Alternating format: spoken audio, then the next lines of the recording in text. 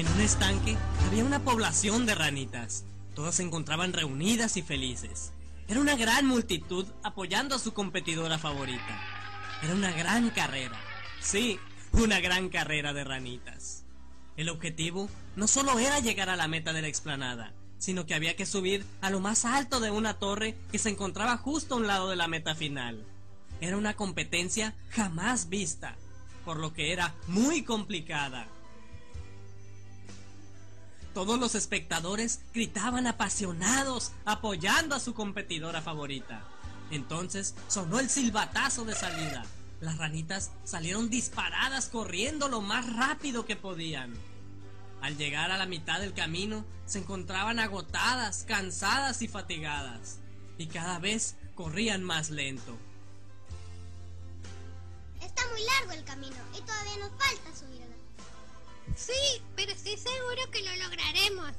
Vamos, no platiques más, porque entonces yo ganaré. Mientras tanto, al ver esto, los espectadores ya no creían que pudieran lograrlo. Lo más que se escuchaba decir entre ellos era: ¡Qué pena! Pero no creo que lo vayan a lograr. Van a desistir, no podrán, no van a poder. De pronto, una de las 4 ranitas desistió y quedó tirada en medio del camino, mientras las otras seguían en la carrera. No aguanto más mis piernitas, creo que no podré seguir, dijo la ranita. Una de ellas, de las 3 que quedaban, se veía muy motivada y llevaba la delantera. Pero la multitud continuaba gritando: ¡Qué pena!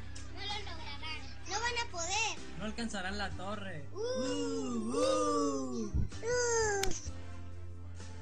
De pronto, una de las 3 ranitas que quedaban también desistió y salió de la competencia. Lo único que quería era tomar agua. No aguanto más, necesito tomar agua, me muero de sed, fue lo que dijo la segunda ranita. Mientras las otras 2 continuaban, una de ellas parecía no importarle nada. Se veía muy tranquila y segura. Pero el público continuaba gritando: no van a poder, desistan también, es inútil.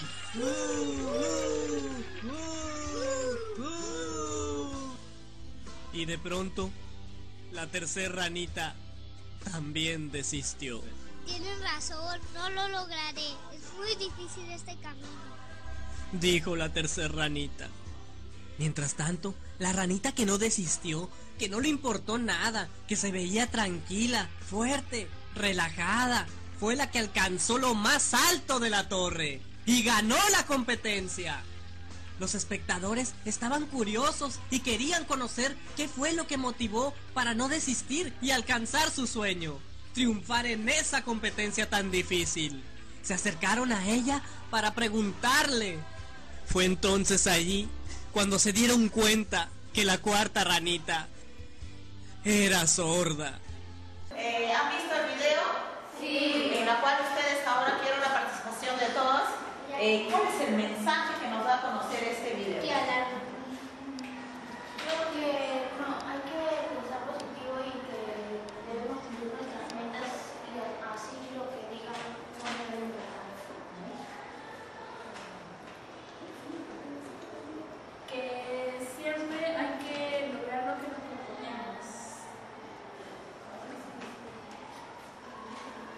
Que la niña no debe hacer caso a los demás porque si ella quiere cumplir la meta, ella lo va a hacer por sí sola y no le va a hacer caso a los demás. Que no hay que rendirse porque estés cansada y que no hay que escuchar las críticas de mala onda que dicen las otras, como los espectadores que le gritaban y desanimaban a las otras personas. Tener confianza entre mí mismos. Que no hay que hacer caso a los malos comentarios y hay que confiar en nosotros para poder lograr lo que queremos. Que no nos debe importar las opiniones de los demás y debemos seguir. ¿Alguien más? Entonces el mensaje está muy claro de esta lectura, de este video, ¿no? ¿Queda claro el mensaje entonces que nosotros todos debemos ¿qué? Confiar en los demás, ¿verdad? No hay que hacer caso a las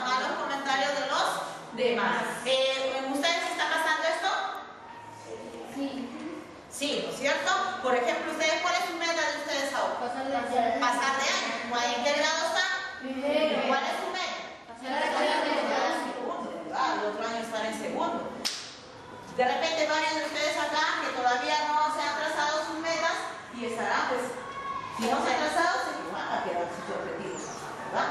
No van a lograr. ¿Por qué? Porque de repente tienen 4, 5, 6 cursos y ustedes creen que van a lograr sus objetivos, de pasar de año no lo van a hacer.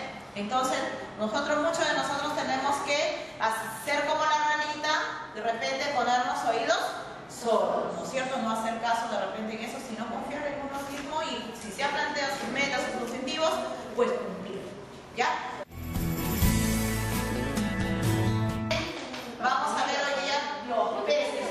Son animales vertebrados. Animales acuáticos. Marinos. Tienen un Tienen vértebras. ¿Qué más? Ya. A ver, ¿todos son iguales? No. ¿Son importantes? Sí.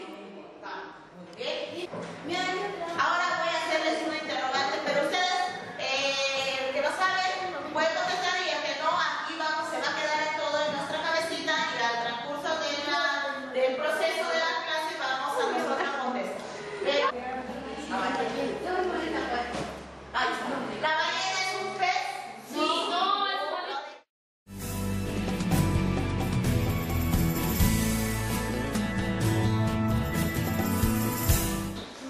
La mayoría de los peces tienen mandíbulas.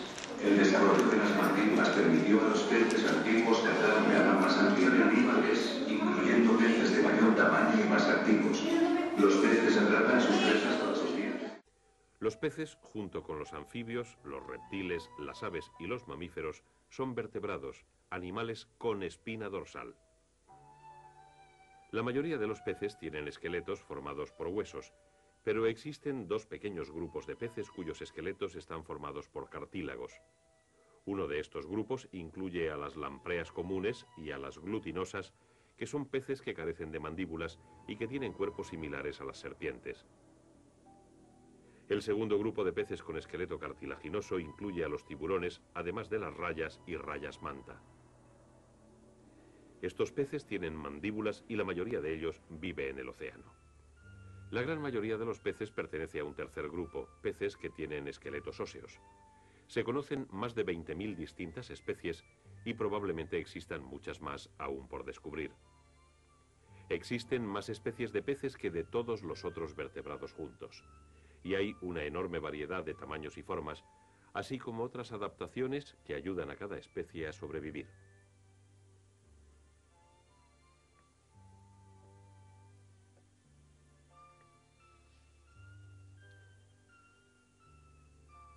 Pero la supervivencia también depende de varias características que comparten todos los peces. Todos ellos poseen branquias que utilizan para respirar el oxígeno disuelto en el agua. A cada lado de su cabeza, bajo los opérculos, los peces tienen 4 branquias sostenidas por un arco óseo. La fina piel de las branquias está plegada formando filamentos. El agua penetra a través de la boca del pez y fluye sobre las agallas, las cuales están bien provistas de vasos sanguíneos. El oxígeno disuelto en el agua es absorbido por la sangre que circula a través de las branquias. Y el anhídrido carbónico de la sangre es expulsado al agua. Las branquias son parte de la estructura del cuerpo de los peces. Otra característica típica de su estructura es la piel, que está recubierta de escamas. Existen unas pocas especies en las que se incluye el barbo, que presentan una piel suave y sin escamas. Pero la mayoría de los peces las tienen. Las escamas son láminas óseas insertadas en la piel. Las escamas se superponen unas a otras formando una cobertura resistente y flexible. La mayoría de los peces tiene un par de aletas pectorales, una a cada lado de su cuerpo, localizadas exactamente detrás de las branquias. En la parte inferior de su cuerpo hay un par de aletas pélvicas y una aleta anal. En la parte superior tienen una aleta dorsal, que puede estar dividida en 2 partes. Y hay además una aleta en la cola. Muchos peces tienen otra adaptación para sus movimientos. En la cavidad de su cuerpo, bajo la espina, presentan un saco hermético llamado vejiga natatoria. Aumentando la cantidad de aire en esta vejiga, un pez puede elevarse dentro del agua y, disminuyendo la cantidad de aire, hundirse más profundamente en ella. Pero los peces, junto con los anfibios y los reptiles, son llamados animales de sangre fría, que significa que la temperatura de sus cuerpos varía de acuerdo a la temperatura de su entorno. El agua es un medio favorable para los animales de sangre fría. Los cambios de temperatura del agua, del verano al invierno, no son tan grandes como los que sufre la temperatura del aire. La temperatura del agua juega un papel importante en la vida de todos los peces, cualquiera que sea su medio. Para cada especie, la época del apareamiento o del desove comienza cuando la temperatura es la conveniente. Para algunos, incluyendo la trucha, la época de apareamiento es la primavera. Cada hembra pone varios miles de huevos. Esto es necesario para la supervivencia de las especies de peces, pues los depredadores comerán la mayoría de los huevos y de los peces jóvenes. Aunque gran parte de los peces dejan sus huevos sin protección, otros cavan un nido poco profundo para sus huevos y los protegen hasta que nacen los peces. Algunos peces tropicales, incluido el pez luchador de Siam, construyen un nido de burbujas para proteger a sus huevos. Para algunos peces el apareamiento significa tener que realizar un viaje difícil y azaroso. Los salmones dejan el mar donde viven de adultos y nadan hacia los ríos, luchando en su camino corriente arriba, incluso saltando pequeñas cascadas para llegar al lugar donde nacieron y donde se aparearán. Cómo logran guiarse a través de este largo e impresionante viaje continúa siendo un misterio. Por lo tanto, entre los diferentes tipos de peces existen distintas pautas de reproducción. Y encontramos muchas otras variaciones que adaptan a cada especie para su supervivencia.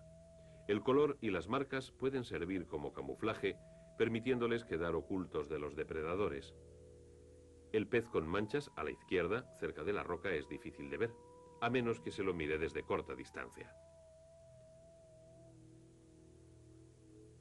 Cuando un rodaballo se tiende en la arena, prácticamente dejamos de verlo, a excepción de uno de sus ojos. Un pez puede también estar adaptado para comer ciertos tipos de alimentos. Algunos peces comen vegetales y muchos otros se alimentan de plancton, que podemos ver aquí a través de un microscopio. El plancton está formado por varios tipos de pequeñas plantas y animales, así como organismos unicelulares.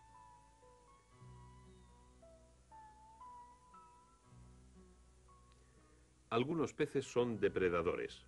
Su dieta puede incluir animales invertebrados como este cangrejo. Y también pueden comer otros peces.